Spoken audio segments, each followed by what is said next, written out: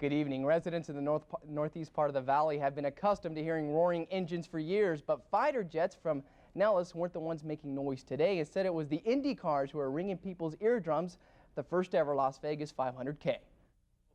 Cars. There's your front row. Ari Lyondike on the pole. Shortly after 1 p.m., racing history in the valley was made as the green flag dropped for the start of the Las Vegas 500K. Ari Lyondike blasted ahead of the field early, establishing the type of pace that most expected. Fast. Gordon is getting a little bit of a draft. But just 9 laps into the race, Johnny Parsons slides into the wall on turn 4. But it would be turns 1 and 2 that would provide the most action during the day. Around lap 29, a 3-car pileup sends Brad Murphy to the hospital with a broken hip. Whoa, car into the wall. 2 of them, big hit. Just 30 laps into the race, 4 drivers were already watching from the pits, but really race teams weren't surprised about the early outings. Every race is different. This is a great place to be racing at. It's very dusty, unfortunately, so if you get offline, it gets a bit slippery, but not at all. This is racing. This is the most difficult racing in the world, and that's part of the game.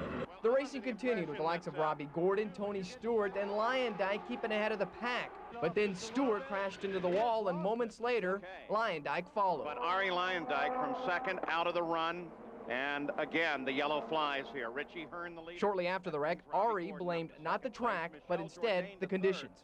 Probably a good idea would be to start this race at 10 in the morning, because in the afternoon the winds always pick up here, and today is an example of that. The winds continued to create havoc on the track, shattering the pace of the race with wrecks after wrecks after wrecks, until finally the race itself had to be stopped. Red flag, red flag. After a brief delay, they restarted the race, and at last, after 9 cautions, Richie Hearn puts the pedal to the metal and outlasts the rest of the field to capture the checkered flag. For John Della Penna. Michelle Jourdain comes home in second.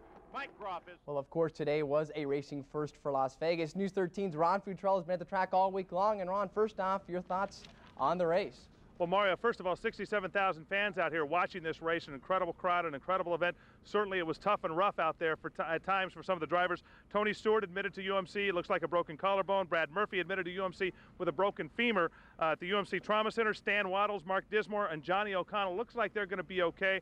2 of those drivers are going to get CAT scans and see what they're like. Johnny O'Connell was the incredible thing. He went over on the top right in the main stretch. He was okay.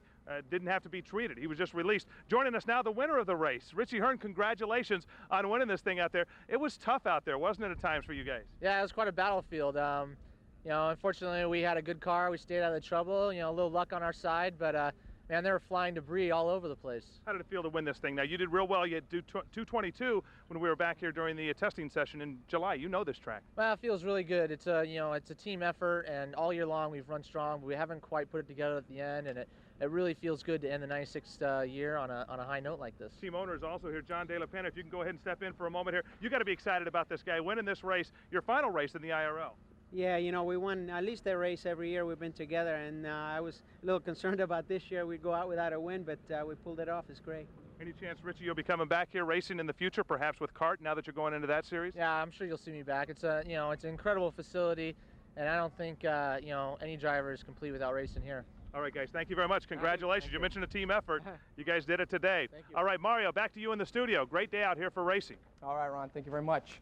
To football now, he has one of the finest dudes in all of football, one of the smartest mentalities, and going into today, one of the best teams in the NFL. Still, some critics believe that Jimmy Johnson and his Dolphins can't dance with some of the other clubs in the league. However, Miami continues to push on strong as they hosted the Jets today. Neil O'Donnell and company made things difficult as they jumped out to an early lead, but the Aquamammals recovered nicely and came back to win this one in South Florida as JJ and the boys improved to 3-0 on the year with a 36-27 win. In other results from week number 3, Oakland tasted a victory to the scoreboard.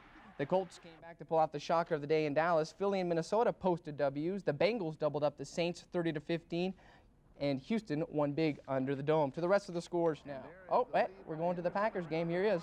Edgar Bennett and the Packers ran right by the Chargers today. In fact, it was all Packers in this game as they win this one by a final of 42-10. And rounding out the rest of the action, Kansas City kept Seattle winless. The Patriots embarrassed the Cardinals.